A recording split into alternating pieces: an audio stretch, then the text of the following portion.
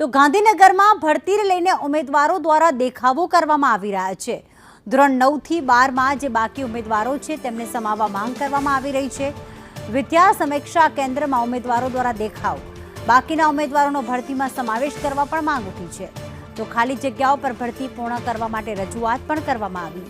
ખાલી જગ્યામાં બીજા રાઉન્ડ ઉમેરવા રજૂઆત, જેમાં 2900 બેઠક ખાલી હોવાનો ઉમેદવારોએ દાવો કર્યો છે।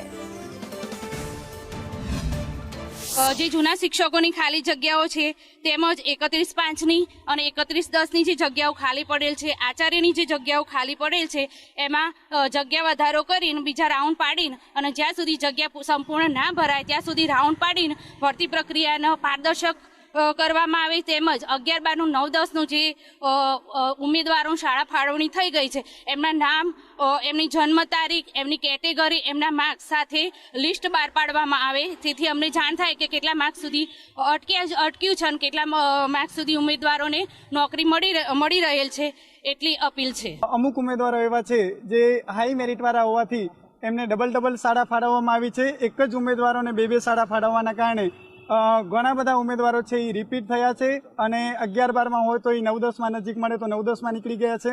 આમ પોતાની પસંદગીની શાળા મળે એમ લોકો છે એ જગ્યા બગાડી છે। તો 1500 જેટલી હાયર સેકન્ડરીમાં જગ્યાઓ એવી છે કે જેનામાં ડબલ ઉમેદવારો મળ્યા છે, એટલે ટોટલ 3000 જગ્યાઓ છે ઓર્ડર ફાળવેલા છે, પણ ઉમેદવારો ખાલી 1500 મળેલા છે।